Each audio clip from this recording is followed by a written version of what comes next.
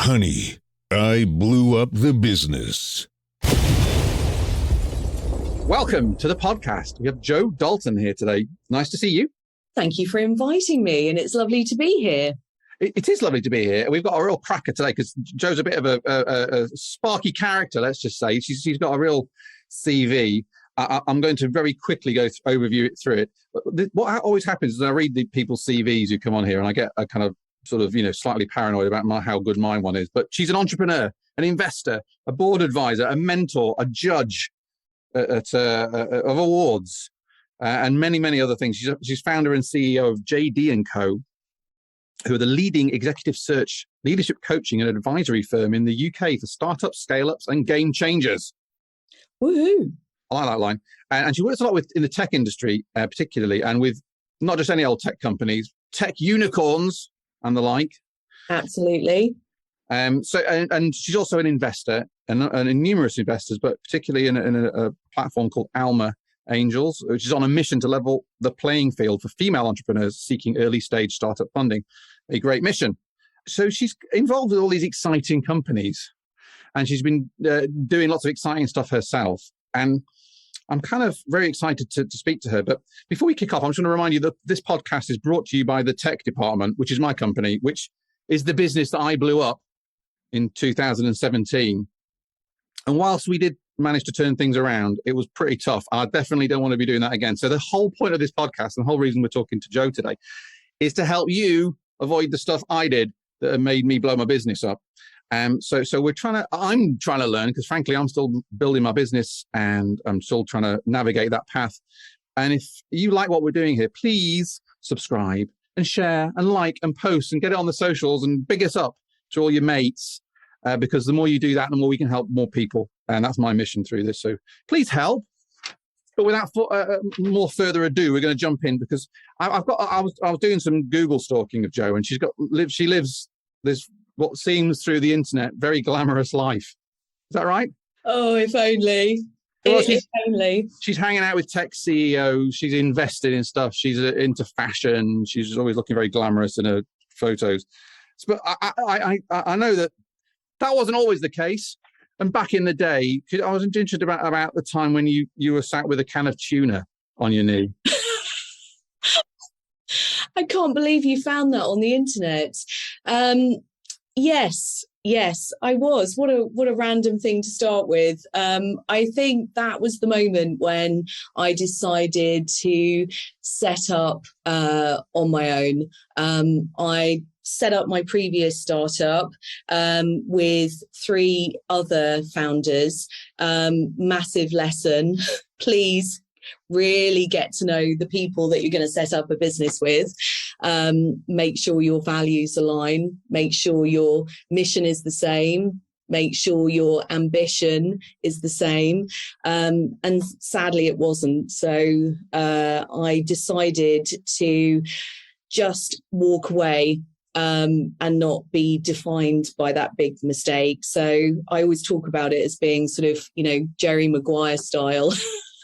I just walked out with my goldfish and off I went to set up on my own. And the early days were really dark. And yes, there was many a time. It was just me, my laptop, and eating a can of tuna out of the tin, because that was the only thing. So I'd probably been working for about 18 hours straight. The dinner of champions, I believe.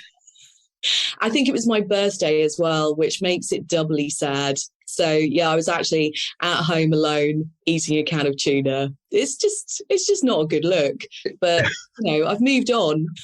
Well, no, it's a vivid image. I'm hopefully you had a candle in it, maybe.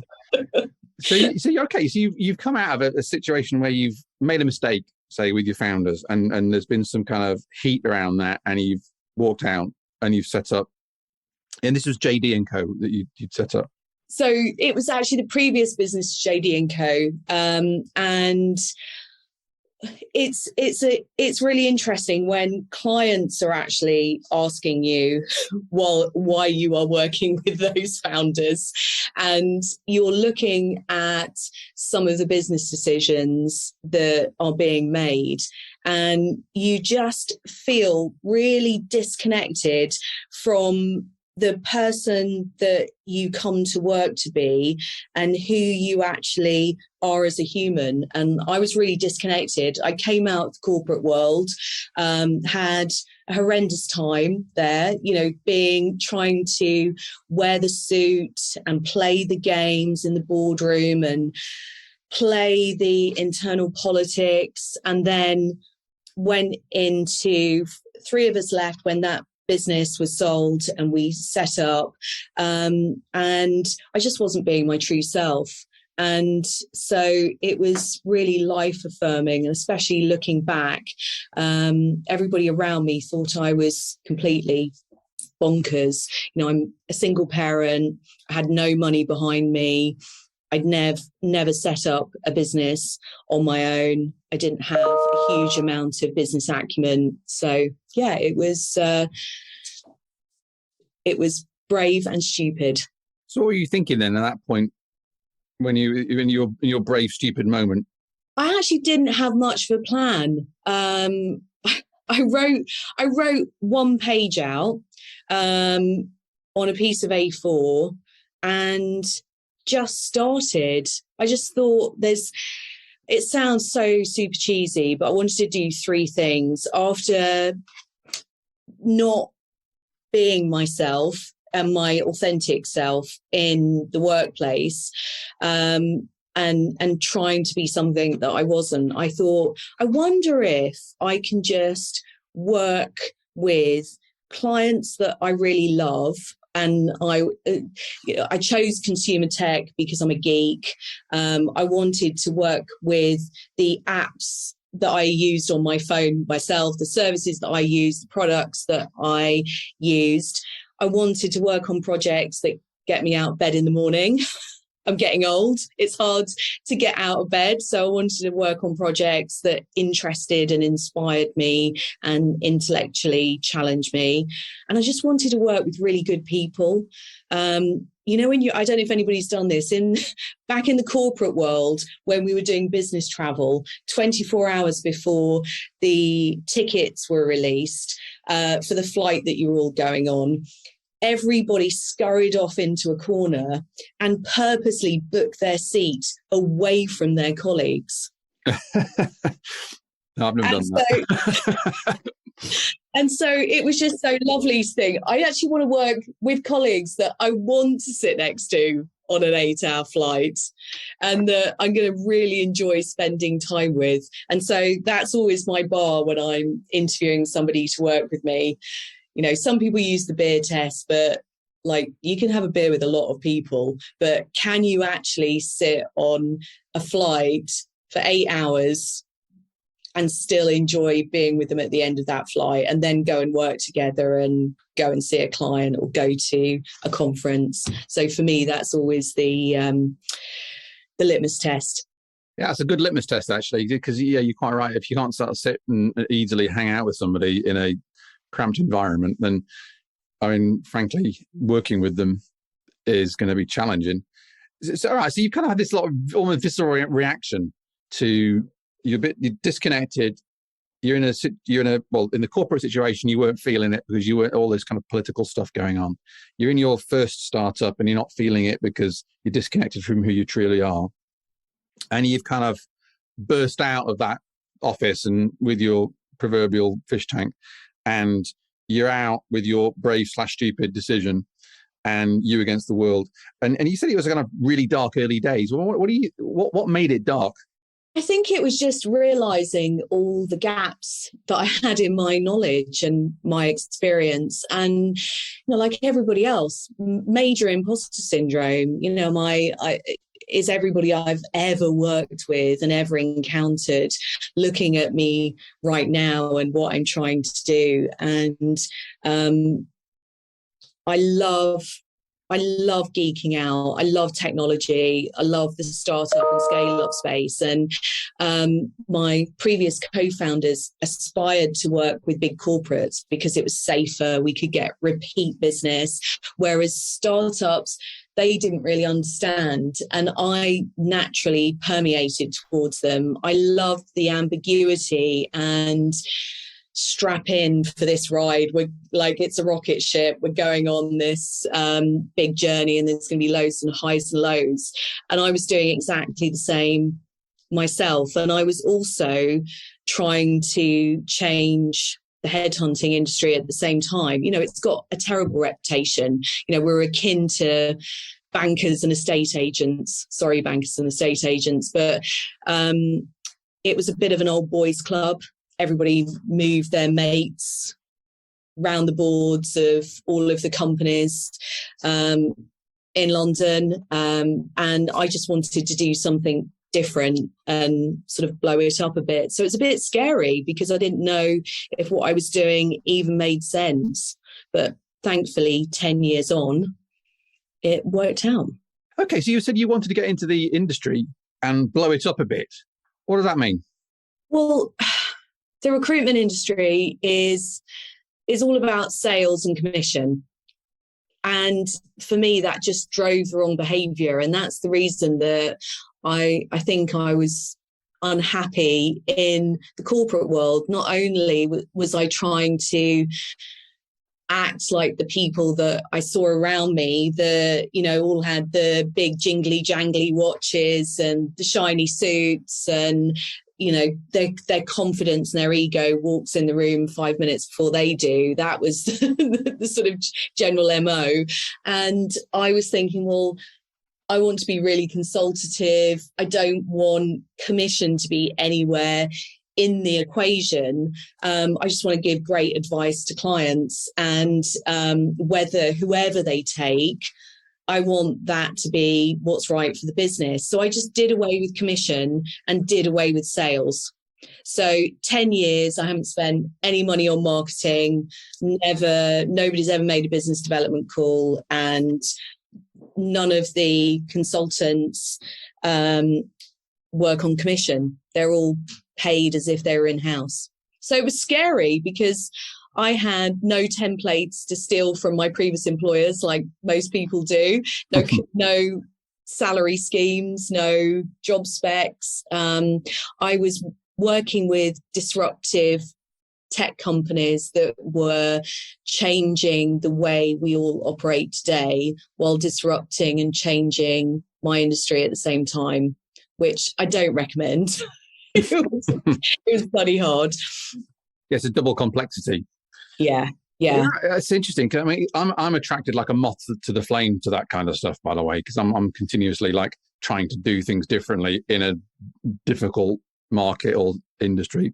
And I think there's something kind of well, I find I kind of enjoy that game, but it's tough. And again, so coming back, this is bit where you're launching yourself into this complex, fast changing, dynamic world of tech and tech startups at a time when tech is exploding, and I guess it still is, but really it's just all beginning to happen 10 years ago. And you're trying to at the same time do it completely differently with arguably an unproven model, perhaps. Yeah, totally unproven. Nobody else is doing it. So everyone's going left, and you decide to go right, as it were. And so kind of like, was there a moment where you were thinking, I'm going to mess this up? Or like, like early on when you're in that path, you said it was it can be a bit scary. Was there a moment there when how are you feeling in that first year as you were finding your feet? Yeah, if you think about the landscape, Instagram had 14 employees and had just got Series A. So, little old street roundabout, it was Mind Candy. It was Moo had just started out. It was a bit dodgy still. But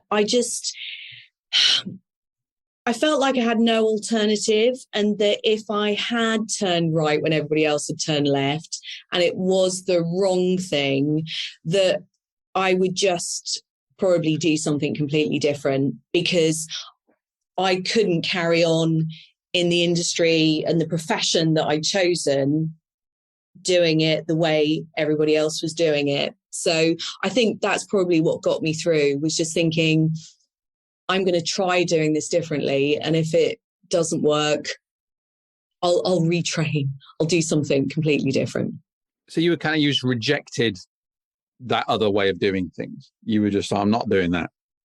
So it was almost like a kind of, like you knew what you didn't want to do. I knew what I didn't want to do. What was really interesting is that looking back, I think I changed everything. And at the beginning, I remember talking to one of the first clients, and everything was so different. And they said, because how typically the industry works is that you get a percentage of, say you're hiring a CEO, you get a percentage of their first year's remuneration. And everything was fixed and transparent and everything else. And the CFO came along, and I remember them saying, well, can you just work out your fees as a percentage? I was like, okay. And then they signed. So they weren't quite ready for me to be as totally disruptive as I was at the beginning. They wanted me to have notes of the industry so that they could compare, and they had something familiar to sign. So I think that's interesting, because I look at all of the early adopter scale-ups that I work with now, and I see that some of them just didn't fail for no other reason that they just started too soon and people weren't quite ready. Yeah, interesting. Yeah, innovation is great, but you've got to get everybody else to agree that it's great. Yeah. Yeah, that's interesting. Yeah, and then, so you were so there's some practical things in the mix there too, like in terms of trying to do things differently and shake things up. But so, and on this subject of imposter syndrome, again, this comes up quite often, and like as a concept, a theme. Could you give us an example where you felt that, perhaps in those early years, and it was an example where you had to sort of overcome that fear or kind of really sort of confront that issue? I think there have been two big moments where it has really bashed me on the head and almost paralyzed me, physically and mentally, because when it has really hit me those two times, I actually felt my legs really go to jelly, and I couldn't actually get up from the table. So it had a physical manifestation as well as a mental one. I think the first moment, was going along to my first tech conference, and sadly, back in the day, it really was big time bro culture, and I don't like beer. So it was really tough, because I'm standing there in 99% male environment talking about the future of tech, and it was really tough, just because I still thought, have I made the right decision moving into the tech sector? And I think the second time, I started investing a few years ago, and I just thought, I'm so passionate about female founders and about businesses that are have a sustainable mission, look at the state of the planet, that I'm just going to put my money where my mouth is and start investing in some of those businesses that I really believe in. But actually describing myself as an investor, I still really struggle with, because again, if you close your eyes, there's an image of what an investor is meant to look like, and I didn't feel like I looked like that person. Mm. Yeah, no, that's fair. And it's definitely 10 years ago, tech bro thing. It was funny. I had some developers who we in my team, and there was a kind of I forget the name of it. There was a slang word for them, but they were like drinking protein shakes, wearing tight t-shirts, coding on. They wanted to code on Ruby on Rails because that was the trendy platform. It was like a whole thing, like, and it was this lifestyle that they all got into, and that very much was the thing. And it was like parties and beer and what have you. And so you've turned right into the left, as it were, in terms of the industry. You've gone into this other industry, which is kind of you're the 1% of the 99% young men drinking heavily. And so what did you learn, perhaps looking back? So you're applying these lessons through investing, but looking back at that time, and then perhaps even just for other, whether it's a woman or other people who are perhaps a minority in their industry, what have you learned about navigating through where you feel like the only person there, or feel like a bit of a sort of an odd one out sort of thing? I think obviously all the years of hindsight, it's all of the positive feedback about how useful or valuable or insightful your expertise is, and you've got something to add to the conversation. So I think having that recognition now is really important. But I think looking back at the time, at that moment, if you find yourself in that situation, just be confident that your unique, weird self is actually enough, and you can definitely contribute.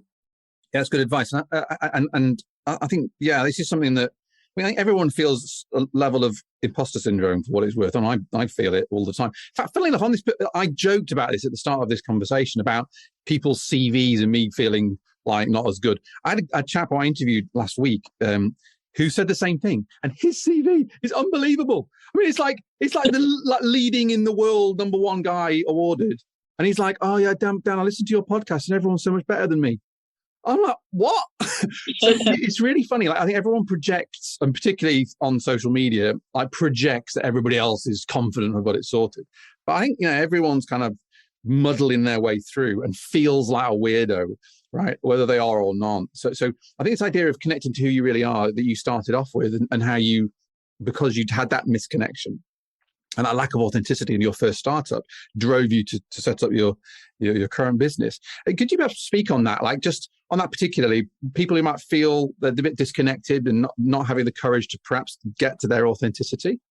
Gosh, I just wish, I wish people could just, borrow my head sometimes and look at, in 10 years, we've probably put over 350 of the boards and leaders into all of the biggest and brightest tech startups and scale-ups around.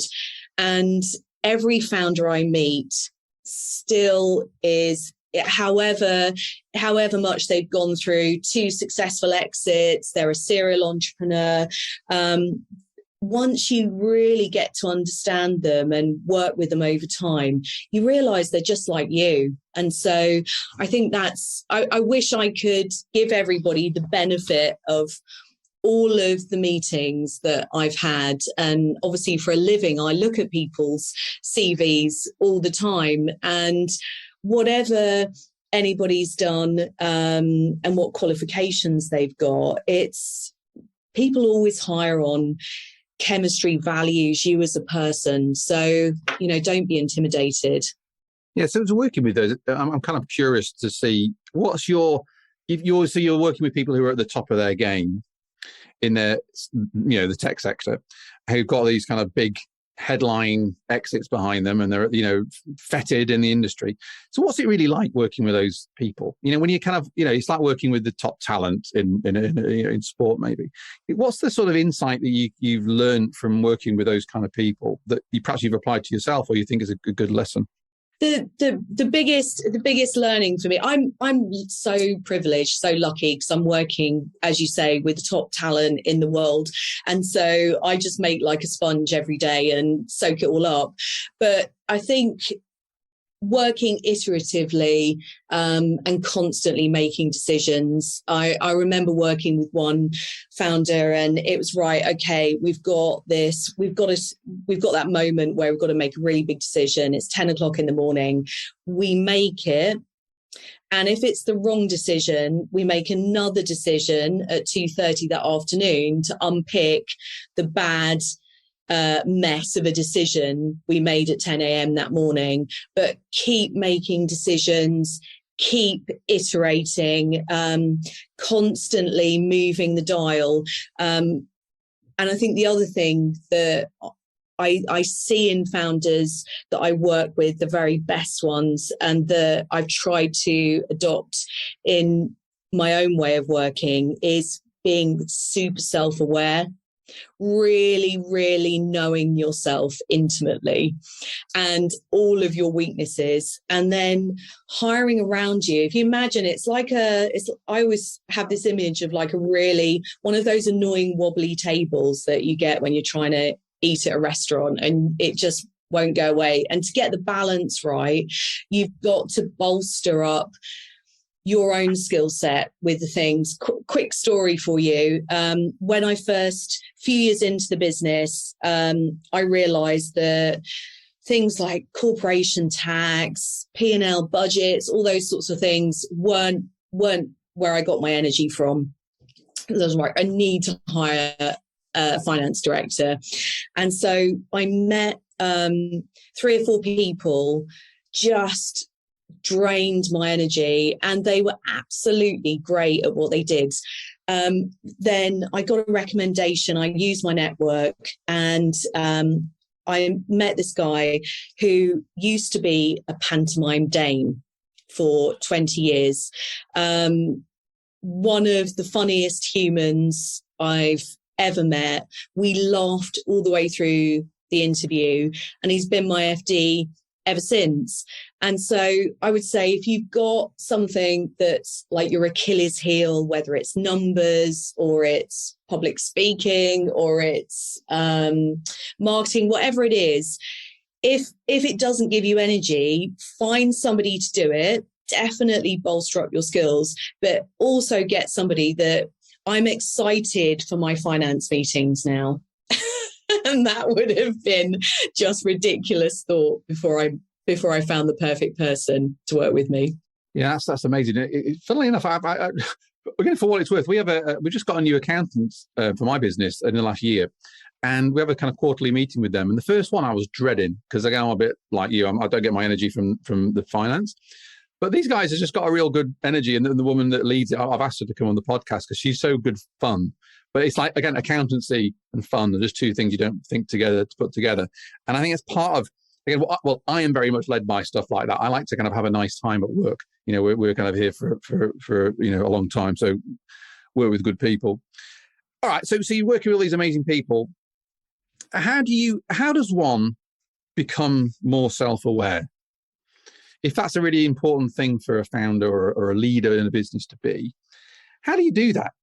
Oh gosh, lots of navel gazing. I'm a lone founder, so imagine Dragon's Den. I spend a lot of time talking to that wall. You know, I have that wall, and I speak to it often. I get loads of feedback from friends. You know, find your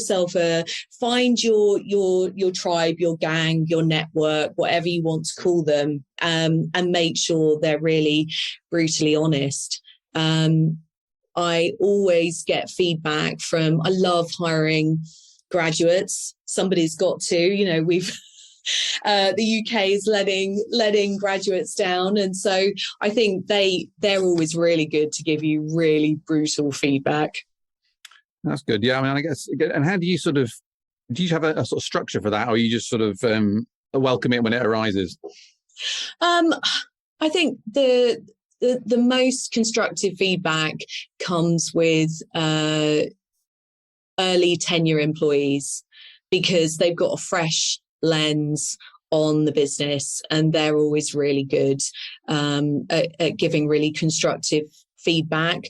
I also really enjoy mentoring a few people, and I find that the mentorship that I give them, I actually take spoons and spoons of that medicine myself. And so I think that's a really good way to do it as well. Cross-generational, always looking at, I think if you're getting feedback from people that are just like you, it's going it's not necessarily going to be that helpful.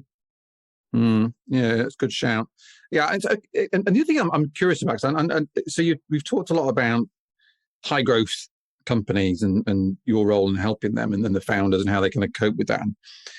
You mentioned on your website that you also work with people when they're scaling down. And as the theme of this podcast is about things blowing up, and this is an experience I had to go through back in 2017 of letting people go. How do you, or how does one, when you, perhaps some of your clients or even yourself, how do you deal with things when things are going wrong, particularly with people, the people who are around you? How do you kind of navigate that? People always laugh that I live in black, and so there's a bit of the grim reaper, because it isn't all hiring and scaling. Sometimes it's firing and closing down, and it's really tough. But sometimes founders set up as I did all those years ago, and they haven't really they haven't spent the time investing in that partnership. And so a lot of the time I'm advising on exiting a co-founder. Sometimes you bring somebody in, and especially back in the day, he was doing all of the web development for the new startup, and he was sleeping on my sofa, and so I just made him co-founder. Right, but that isn't the person that is going to take you to your big shiny exit, and I think it's tough sometimes, but you have to look at some of those relationships, and they do have sell-by dates. And there are moments where I'm always saying, are you hiring this person all the way, to the Caribbean? That's why I always talk to my team. We're going to the Caribbean. We're going to have loads of fun on the way. You can go off at any time, but, I'm heading to the Caribbean. It's going to be a fun ride. So I'm saying to founders, are you hiring somebody that you just need this particular bit of expertise for the next 18 months? Or actually, do you need them for the next 5 years? And I think that's important. And some people just aren't going to make it. They're great as an individual contributor, but are they actually going to be a talent magnet to hire you, as the CTO, to hire 100 engineers and product folk to get you to Series C? The answer a lot of the time is no. So you're going to have to replace them.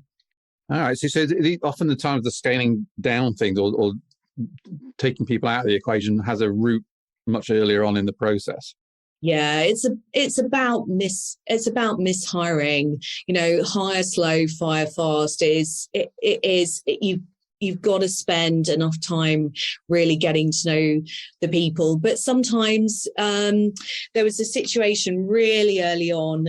There's only been one founder where Series A landed, and back in the day, you used to get this millions of cash, and the investors would say, right, go and meet the founders now, and then help them set out their plan for the next couple of years. And 9 times out of 10, I'd look at them and they didn't really have a plan.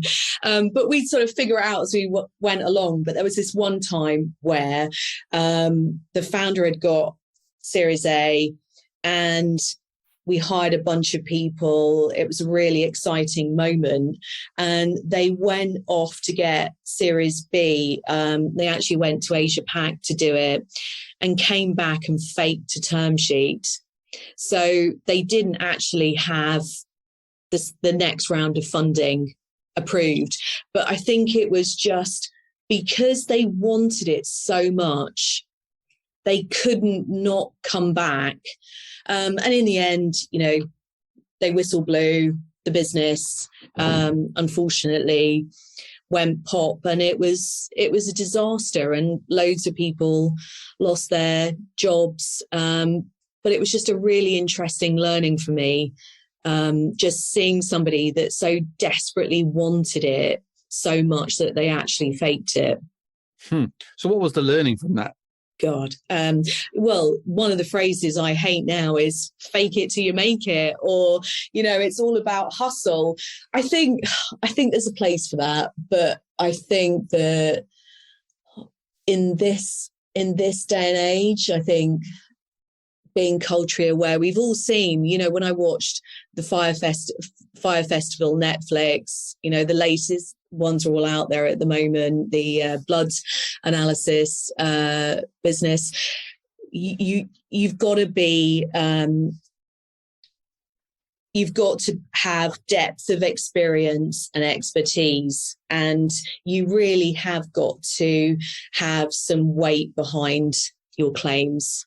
We're just not in that world. The world right now is too transparent, and cancel culture will grab you and bite you on the bottom if you haven't got substance and conviction and real data and, well, whatever it is, the product needs to work.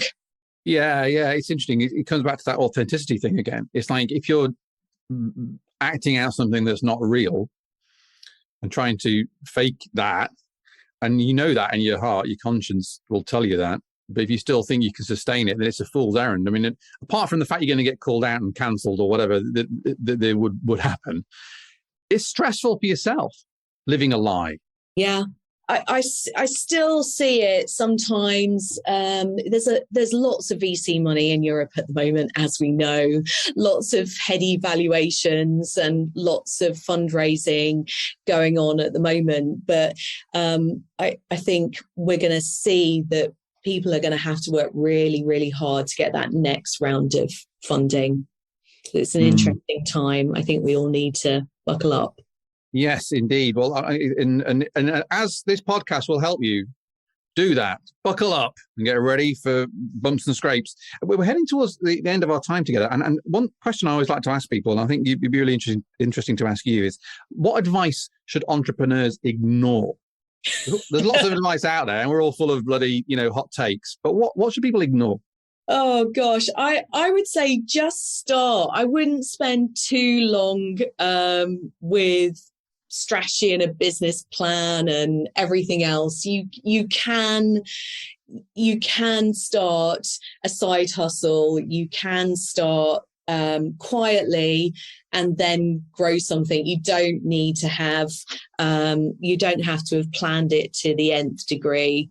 And I think the other thing is just be careful. Everybody talks about your own personal brand, and I think that's important, but I've seen founders who have failed that have spent a lot of time building their own brand, going to the opening of an envelope, but actually not spending any time actually working on their own business. So, I've taken the mole approach. I've sort of like burrowed under the earth and then popped up when I'd actually achieved something. So I wouldn't spend too much time announcing you're about to start. I would announce once you've started and achieved something. Yeah, it's getting that rooting things in reality.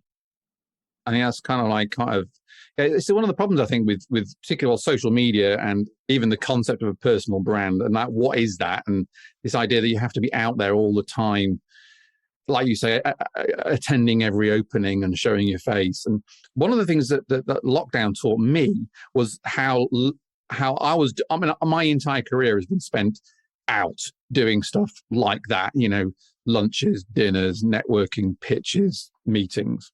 I'm the guy that went out. And then lockdown hit and I couldn't do the thing I'd spent 20 years doing. And I was just like this sort of bemused creature in a room, like at home, not knowing what to do. And then, fast forward, I found that a very large percentage, 70% of what I was doing wasn't essential to the success of and the growth of the business. And it just on that particular point that you're saying there, it's very tempting, again, to get the picture for Instagram or to show that you're out or to have this sort of external validation. And it feels all that activity feels very, what's the right word? Satisfying and productive because you're out. but then it's so easy to lose sight of what's important, what's essential. Yeah, I think it's only at surface level. I think there's lots of talk and there's lots of I'm gonna do this, I'm gonna do that. And I think that spending time carving out routines and days where you actually do the things that you say you are going to do, rather than spending days and weeks networking and be one of those gunners. That's great. And I think that's your T-shirt that we're going to produce together. Oh, Don't say I'm gonna. If it's my big one is, if it's not a hell yes, it's a no. That is my favorite, because when you're trying to hire somebody, when you're thinking about a big decision, take on more offices, take on more clients, whatever it is, if it's not hell yes, then it's a no, I'm afraid. Well, we've got 2 T-shirts. Yeah. Don't say I'm gonna, and if it's not a hell yes, it's a no. I like that very much. I think there's something in that. Again, we talked about the energy around things, around people. If the energy's not there, that's a signal. Yeah, and you maybe can't articulate what it is, but it's a signal. And I've personally learned to trust that, or the absence of energy around an issue. Energy is so important. If I'm hiring somebody, if I'm hiring a board or the C-suite of a business, it's almost like a marriage. It's all about chemistry. It's hardly at all about their experience at that level. Interesting. Yeah, and it's funny that I'm trying to navigate my world by leaning on that more. Follow where the energy is, and then it sort of flows much easier than trying to force it in through logic alone. But yeah, what a fantastic conversation. I've learned loads of stuff in here, and it's been super great. So thank you so much for being so open and generous. Where can people find you on the internet or online or wherever you are, social media? I live a lot on LinkedIn, which you can find me easily, and Instagram. And yeah, just old school. Drop me a message. I'm always open to feedback and meeting interesting people. Very good. And well, share battle scars. Well, we love a bit of battle scar sharing on this podcast. And check out Jo's Instagram, because she does a great thing on a Sunday where she shares what she's been reading, like a book club thing. And I'm kind of I was liking that. I like to read a lot, so check it out. I'll put all the links in the show notes, and please say thank you very much through the ether, everybody here, and we'll see you all next time. Nice to see you, Jo. Thank you for having me.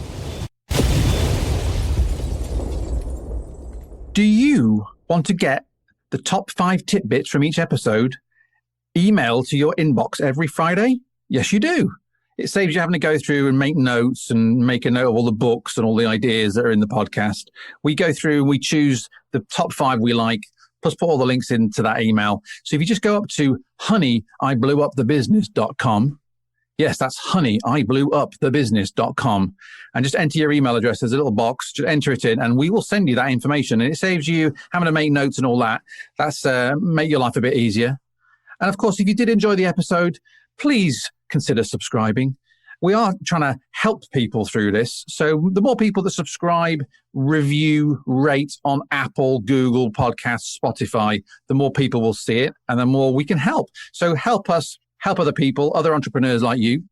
And before I go, I've got to say big up to my company, the tech department, the company we blew up and put back together again. They're generously supporting me on this mission through the podcast. So if you guys want to have a look at a company that can really help you improve your technology, make it better so your business gets better too, boosting your sales and your profit and a bit more sanity in your life, a little less stress, then head up to thetechdept.com, the tech department. My company, give us a look. On behalf of all of us here, thank you for listening, and I'll see you next time.